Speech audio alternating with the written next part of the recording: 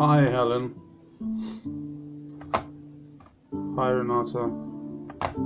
I'm trying to set up something. Stay with me, please.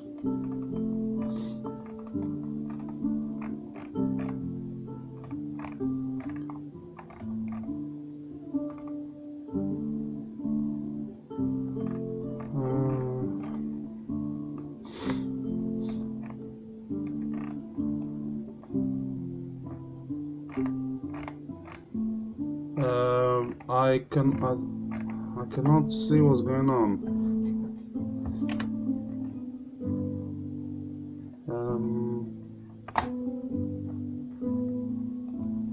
Okay. All right. Welcome everyone. Tonight is the bedtime story time. So what we're gonna do, I'm gonna read a story about the fisherman and his wife, and you can always put your comments in the feed, so I can see we can discuss any topic which happens during my story, and we will go from here. So let's start.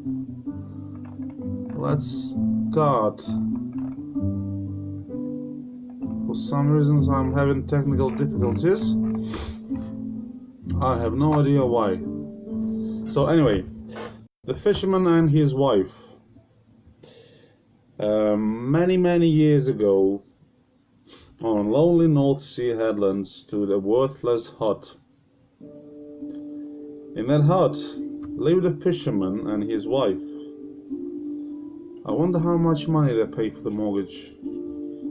Every day the man would sit on a rock and cast his line. The few fish that he caught were sold in the village market, and that is how he got by. Well, that's a funny thing. I mean, you don't get a lot of money from selling fish, don't you? I think it's a bit too loud. That's better. Okay, so what happened next? One day, after fishing only a short while, he felt a sharp tug which bent his rod in two. The float bobbed once, then twice, and the fisherman pulled then with all his might. An enormous fish appeared and tried to free itself from his hook by thrashing wildly about in the water.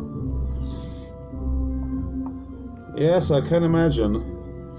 Not now, especially in Hull, when the fishing industry is broken. Okay, let's put a bit. Okay, so what happened next? The man was greatly surprised when he heard the fish say, "Oh, talking fish, please let me go. Spare my life. I'm not an ordinary fish, as you can see. I'm really an enchanted prince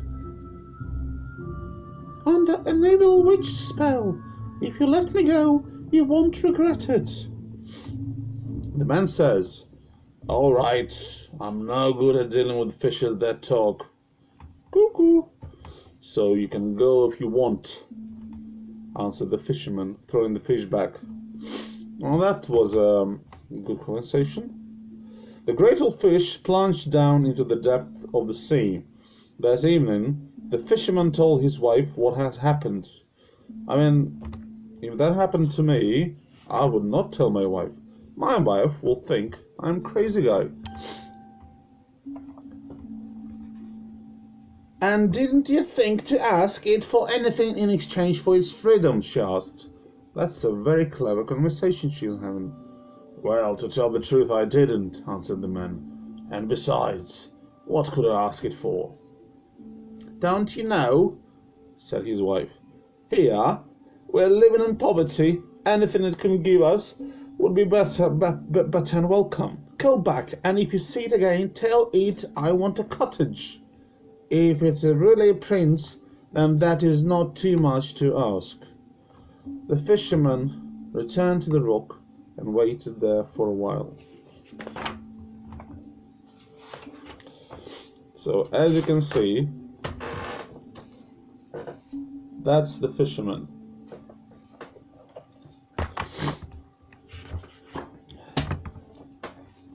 These are the photos.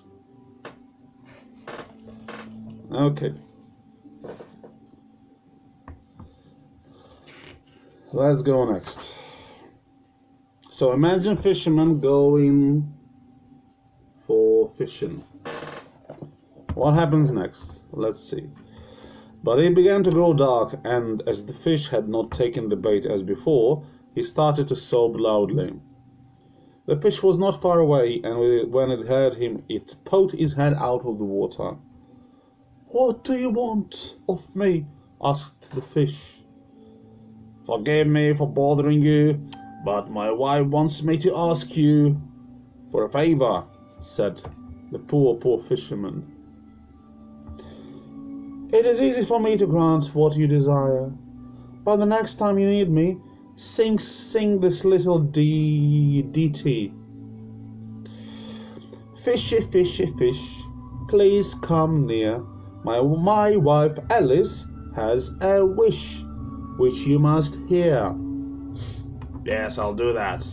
But all we want you to do is to turn our worthless hut into a nice cottage." "It is done. Go home and see," replied the enchanted prince. By the time the man got home, his hut had been completely transformed. His wife was waiting for him at the door. However, their contentment did not last long, because the following day the fisherman's wife began to complain. She sounds like a very greedy woman to me. "This cottage is not as comfortable as it seemed. The rooms and the garden are too small. I would prefer to live in a mighty stone castle with plenty of room. You'll have to go and see the prince again and ask him for it." The fisherman did not really believe it was the right thing to do, but as the fish had been so friendly, he went to the rock and began to sing the ditty. "Fishy, fishy, fish, please come near. My wife Alice has a wish, which you must hear." As quick as the flash, the fish appeared before the man. "Here I am. What do you desire?"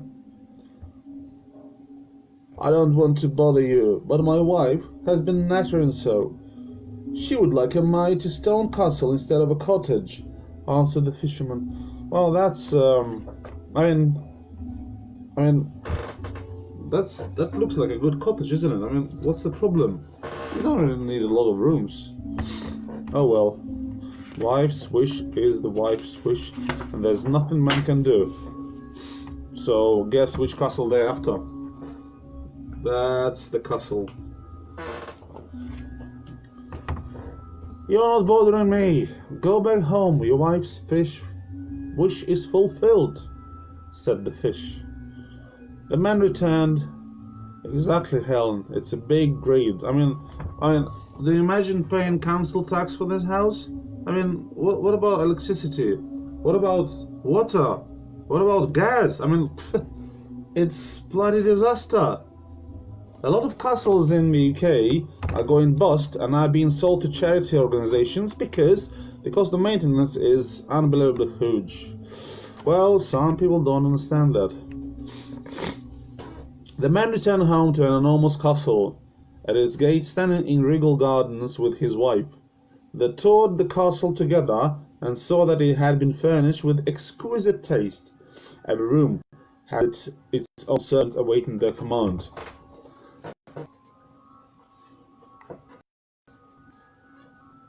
You see, that's the greedy woman. Poor woman. Well, that story is written by Grimm brothers, but it's a similar situation in the Russian folklore as well. And I bet there's a similar story in other languages as well. So, you never know. At the rear of the castle, there was a dense wood full of animals, and a stable full of beautiful horses.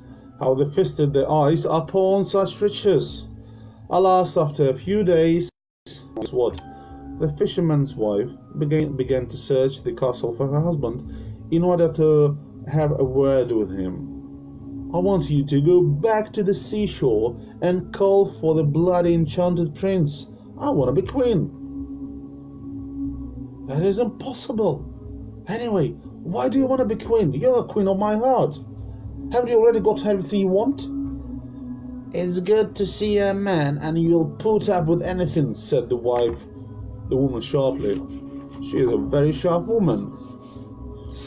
The fisherman saw a tremendous row was brewing, so he did as his wife had told him, and went to the seashore and began to sing the ditty again.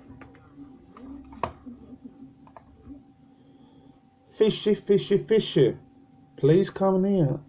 My wife Alice has a wish, which you must hear. Poor, poor man. He has to fulfill the wish of his greedy wife. Will the fish help him? Let's find out. Here I am. What do you desire? I think this is going to be an impossible request, said the man hesitantly. For me, there is no such thing as impossible, answered the fish. Well, this time, my wife wants you to make her a bloody queen. Don't worry, go home. I've already granted your request, replied the creature. Guess what? The party of his wife becoming a queen has just started. On his way back, the fisherman came across a troop of soldiers playing drums and trumpets. At the castle, everyone talked of Her Gracious Majesty Alice. He went to look for her. Yes, Gabriel, you're not asleep. Well, because the story is fun. I mean, come on. Would like to have this woman as your wife? As a greedy wife? I don't know. Does the wife have to be greedy? No, I don't think so. He went to look for her and found her seated upon a golden throne in the center of a great hall. A large number of courtiers were bowing before her, and the fisherman, to his own surprise, did likewise. Oh dear. Time passed, but the woman's ambition knew no bounds, and after a few weeks she sent a minister to look for her husband, as she wanted to talk to him urgently. Again? I mean, come on. I've got another request for your friend, the fish, she said to her husband. Oh, shit. Another favor. Aren't you rich and powerful enough? Aren't you own queen? What more do you want from me, woman? It is true. Look at her. Look at this greedy woman. Yeah? Look what she's doing now. It is true I'm powerful, but I'm annoyed because in the morning and in the evening the sun and moon come out without my permission. So I want to be a queen of the sun and the moon too. I mean, the queen of the moon and the sun, she is crazy. That's the fact. The fisherman went to the rock, more worried than ever before, and called for the prince. Fishy, fishy, fish, please come near. My wife Alice has a wish which you must hear. Oh dear, that's not gonna be good. The fish appeared for the fourth time. I mean, it looks like it's a big fish, but it's actually a small fish. The fish appeared, but this time he was scowling at the fisherman. What do you want now? Who, the fish or the woman? Are you sure she's from Brownholm? Yeah? She looks lovely. What about the man? Is he from Garden Village?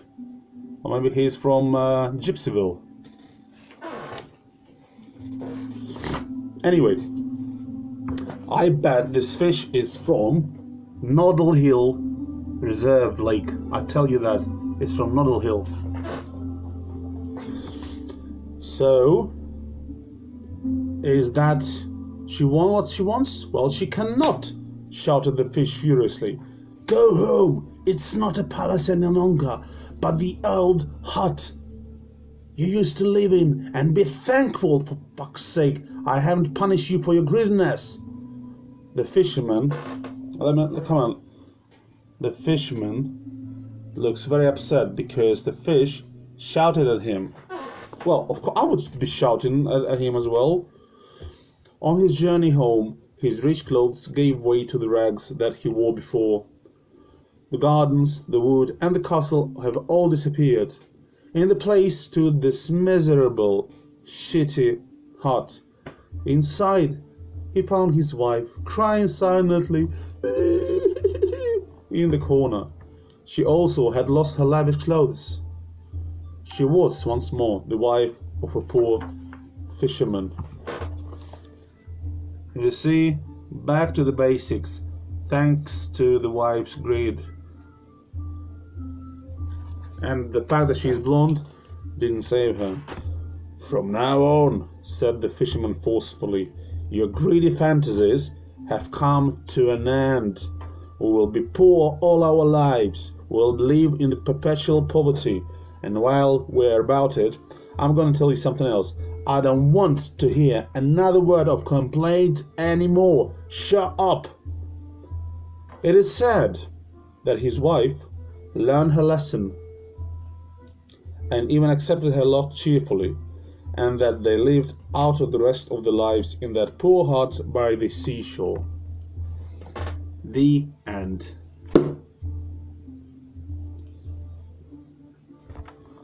Thank you very much for listening. Whoever was in the feed, I'm ending this storytelling for good,